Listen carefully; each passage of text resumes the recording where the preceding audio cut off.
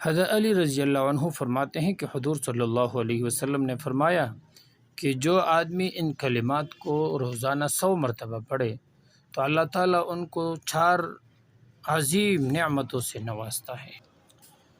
Number 1 غریبی اور تنگی ختم ہونا، نمبر 2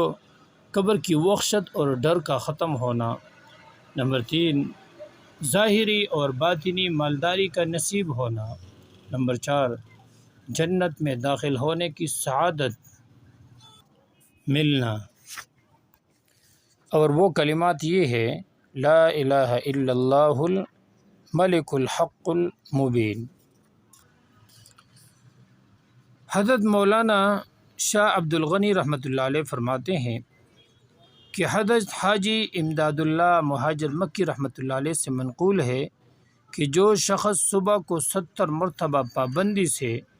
درجہ ذیل آیات پڑھا کرے وہ رزق کی تنگی سے محفوظ رہے گا، اور فرمایا کہ بہت مجرب عمل ہے۔ اور وہ آیات کون سا ہے؟ اللہ لطیف بعبادہ یرزق من یشاء وہو القوی العزیز۔ جناب رسول اللہ صلی اللہ علیہ وسلم سے منقول ہے کہ جس شخص کی روزی کا دروازہ تنگ ہو گیا ہو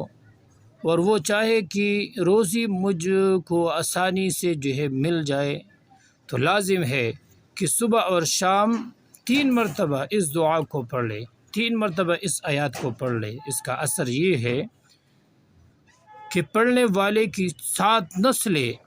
مخلوق کی محتاج نہ ہوگی۔ اور وہ آیات یہ ہے: فَلِلَّهِ الْحَمْدُ رَبِّ السَّمَاوَاتِ وَرَبِّ الْأَرْضِ رَبِّ الْعَالَمِينَ وَلَهُ الْكِبْرِيَاءُ فِي السَّمَاوَاتِ وَالْأَرْضِ وَهُوَ الْعَزِيزُ الْحَكِيمُ۔ اسی طرح اگر کوئی آدمی صورت واقعہ مغرب اور عشاء کے درمیان پڑھے اور درمیان میں کسی سے کلام نہ کرے، پھر یہ دعا پڑھ لیں تو اللہ تعالیٰ اس کے لیے رزق کا ایک دروازہ کھول دیں گے۔ اور وہ دعا یہ ہے: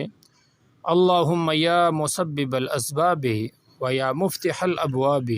یسر علینا الحساب، ان کان رزقی فی السماء فانزلہ وان کان فی الارض فاخرجہ وان کان بعیدا فقربہ الی وان کان قریبا فیسرہ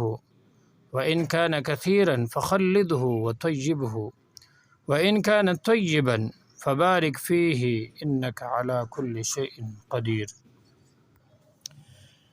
حضرت ابو سعید خدری رضی اللہ عنہ سے روایت ہے کہ حضور صلی اللہ علیہ وسلم نے فرمایا کہ جس شخص کو یہ منظور ہو کہ میرا مال بڑھ جائے تو اس کو چاہیے کہ ان الفاظ کے ساتھ درود شریف پڑھ لیا کرے: